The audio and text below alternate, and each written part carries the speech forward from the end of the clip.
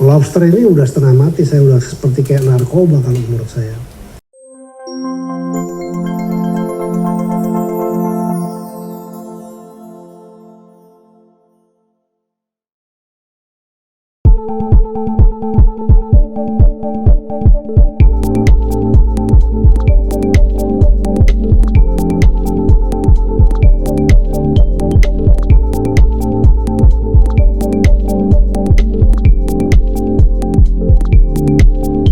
Pencurian itu bukan hanya pasir, lobster juga dicuri.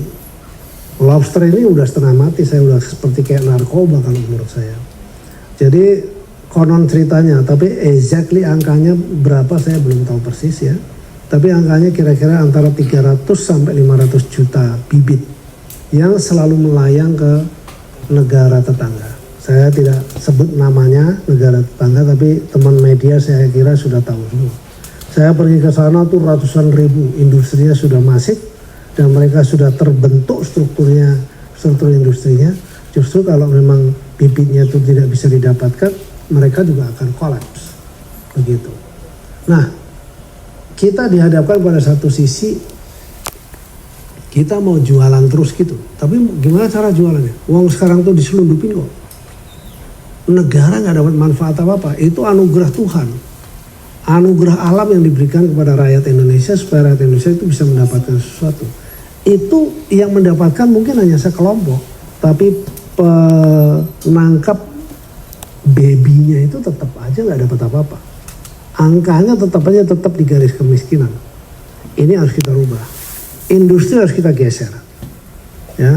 Market juga harus kita geser.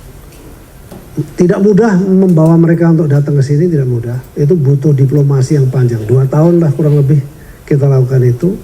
Dan kalau saudara-saudara tahu sekarang belakangan ini ada beberapa perusahaan yang konon dari Vietnam yang menuju ke sini, ya itu bagian dari modeling.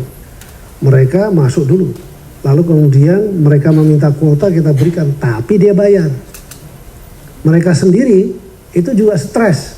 Mereka belajar resmi, lalu ada traceability-nya dengan benar, bibit ini aslinya dari Indonesia, dikembangkan di sana karena itu tuntutan market juga ke depan. Itu setengah mati, lawannya di sana juga ada. Di sana sendiri juga mafianya begitu luar biasa. Tidak bisa ditahan juga gitu. Tapi saya bilang nggak bisa, kita harus kerja. Kita sudah bekerja sama dengan kepolisian, bekerja sama dengan Angkatan Laut, dan berapa kali kalau teman-teman melihat juga sudah melakukan penangkapan. Tapi bukan berarti apakah sudah berhenti, belum. Saya harus jujur. Lalu kenapa Pak nggak bisa dilakukan itu sampai rapat gitu? Luasan kita Sabang sampai Merauke, kapal kita cuma 30. Anggaran operasi kita tidak bisa 100% 24 jam di sana. Dan kita masih 100% manual.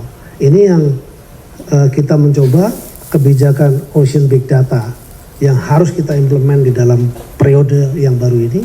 Harapan saya tahun depan sudah bisa selesai. Tidak ada pergerakan apapun yang tidak bisa monitor. Itu yang harus dilakukan. Termasuk pasir.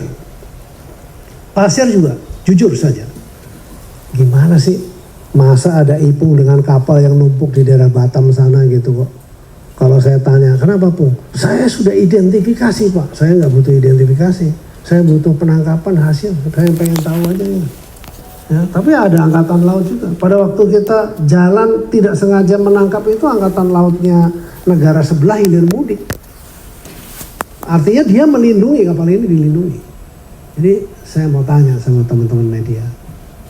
Ini saya jangan sampai ibaratnya kayak kayak jangkrik ditaruh di dalam gelas. Dia mau lari nggak bisa, panik sendiri lari gitu. Tapi naik nggak bisa, kemana-mana nggak bisa. Jangan sampai seperti terus diketawain, mampus kau, nggak tahu kan lo pada permainan gua. Jangan gitulah. Jadi saya butuh dukungan dari teman-teman.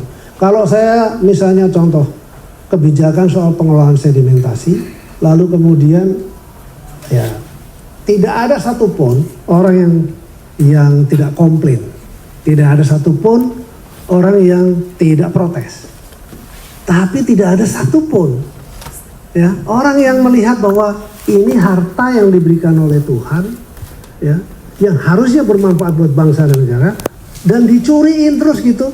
Mereka tahu apa enggak nih? Yang pertama. Lalu yang kedua, kok di dalam negeri juga banyak nih pembangunan resort-resort di pulau-pulau kecil yang jelas-jelas itu adalah merusak ekologi.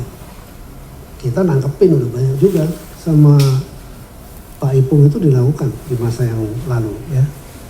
Nah, ke depan kita harus intens juga soal itu. Terus reklamasi yang masif, nggak ada semua. Mana ada reklamasi pakai pasir gunung? Semuanya menggunakan pasir laut dan sedimentasi. Nggak ada yang protes tuh. Tapi kemudian kalau ada negara tetangga sana misalnya dia membutuhkan itu untuk kepentingan reklamasi yang ada nilainya, sampai caranya dia adalah menerima ilegal ya, dengan cara mencuri, nggak ada yang nyorotin. Itu berita sehari doang keluar berita itu, kronologi yang saya dibantai di situ, bohir apa segala macam, tapi di situ disebutin kronologi. Dalam hati saya, ini menjadi bagian dari karena saya mantan wakil menteri pertahanan, saya selalu sepakat dengan Pak Presiden Prabowo bahwa kita ini sedang dalam kondisi pertempuran, dan kita sedang dalam kondisi menurut saya ditempuri kita, cuman kita nggak sadar. Hakikat peperangan apa sih? Hakikat peperangan adalah menguasai ekonomi kan. Kalau dulu dengan tentara, dengan senjata berat dan seterusnya. Kalau sekarang nggak perlu. Dengan teknologi, dengan metode, dengan apapun, dengan cara memecah belah, dengan cara menjadikan orang-orang lokal itu menjadi bagian dari mereka, udah berhasil, selesai sudah. Banyak sekali yang disoroti situ. Nah saya merasa ini kita kita sedang dalam pertempuran. Saya berpikir bagaimana caranya pendapatan negara bisa meningkat, lalu masyarakat pesisir itu bisa meningkat, lalu ekologi bisa dijaga dengan baik. Itu menjadi hal penting. Begitu.